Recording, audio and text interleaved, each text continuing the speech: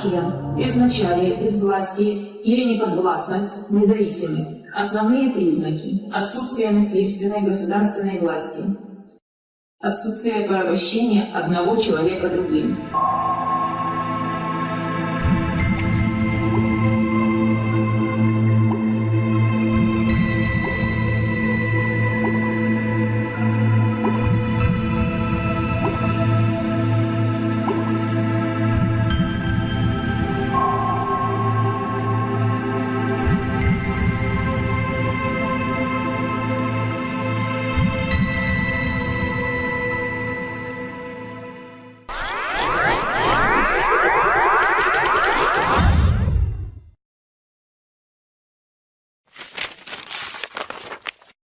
Государство – основной институт политической системы классового общества. В классово-антагонистических обществах используется для подавления классовых противников экономически господствующего класса. Его признаками являются наличие особой системы органов и учреждений, осуществляющих функции государственной власти, право, закрепляющее определенную систему норм, санкционированных государством, определенную территорию, на которую распространяется юрисдикция данного государства. Эксплуататорское государство всегда является диктатурой определенного эксплуататорского класса, закрепляет и охраняет интересы этого класса, выгодный ему правопорядок.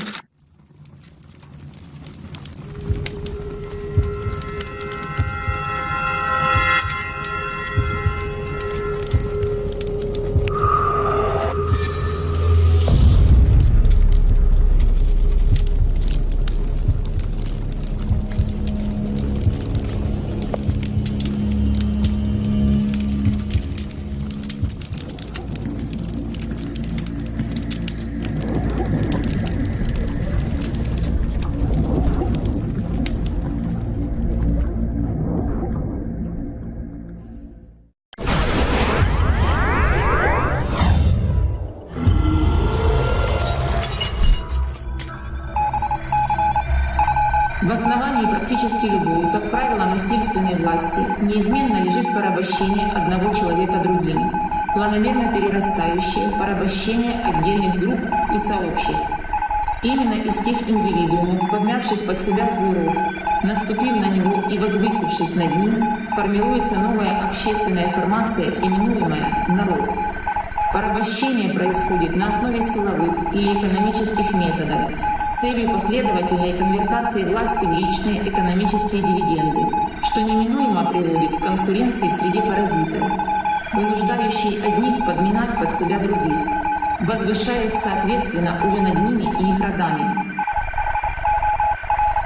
Общие интересы этой группы сводятся к банальному получению максимально возможной материальной выгоды за счет всех остальных и лежат в истоке сплоченности этой политической формации, постепенно выстраивающейся в некое подобие ступенчатой пирамиды, состоящей именно из этих индивидуумов, высота положения которых прямо зависит от количества подмятых родов каждым, отдельным ее представителем.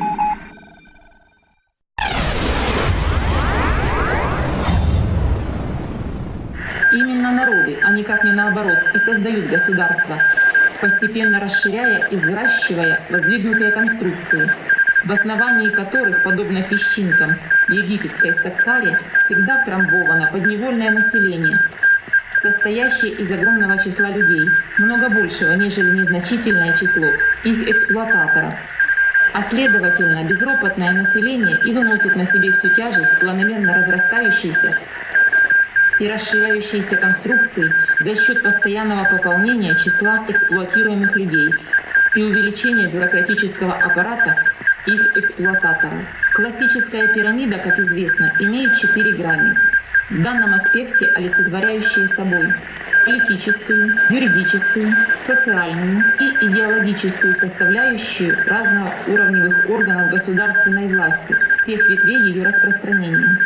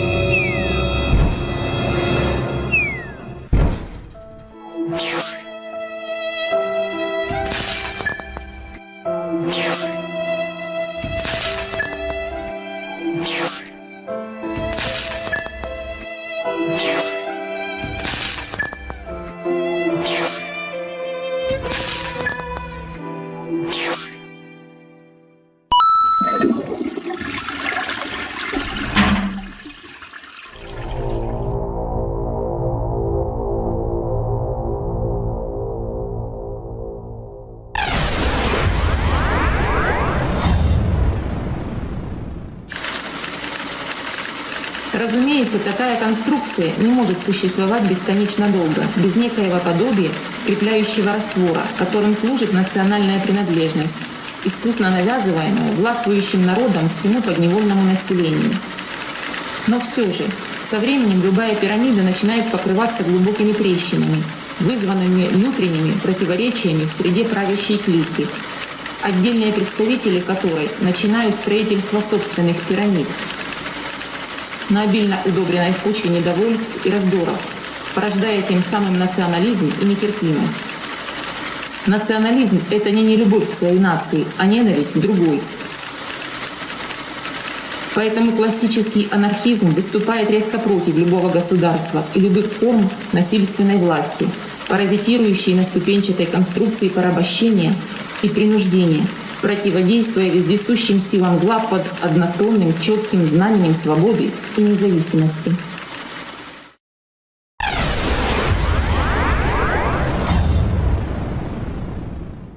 Патриотизм и национализм. А в чем самая большая цель жизни? Я думаю, увеличивать добро в окружающем нас мире. А добро — это прежде всего счастье всех людей. Оно слагается из многого. Начинается с мелочей, зарождается в детстве и в близком. Ребенок любит свою мать и своего отца, братьев и сестер, свою семью, свой дом. Постепенно расширяясь, его привязанности распространяются на школу, село, город, всю свою страну. А это уже совсем большое и глубокое чувство. Хотя и на этом нельзя останавливаться. И надо любить в человеке человека. Надо быть патриотом, а не националистом. Нет необходимости ненавидеть каждую чужую семью, потому что любишь свою. Нет необходимости ненавидеть другие народы, потому что ты патриот. Между патриотизмом и национализмом глубокое различие. В первом – любовь к своей стране, во втором – ненависть ко всем другим. Дмитрий Лихачев.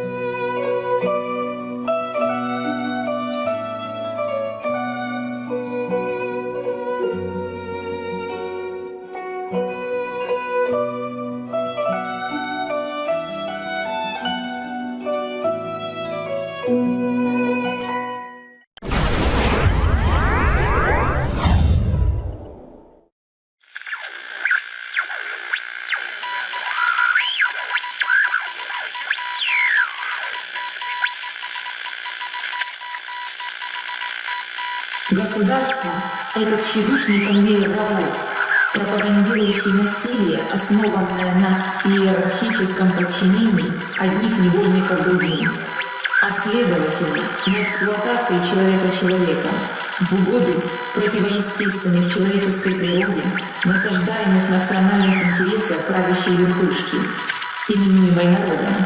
Неспроста с давних стародавних времен на многострадальной земле наших предков символическим олицетворением государства служит зловещий образ Кощея Бессмертного, олицетворяющий собой откровенное зло, которому противостоит классический анархист Иван Дурак, отвергающий навязываемую населению власть агрессивного меньшинства и смело вступающий в борьбу со всей Кощеевой нежитью на стороне сил добра.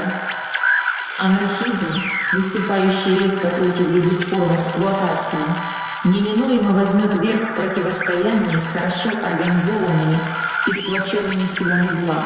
За ним прошлое и за ним будущее. Зло будет повержено, человечество станет свободным.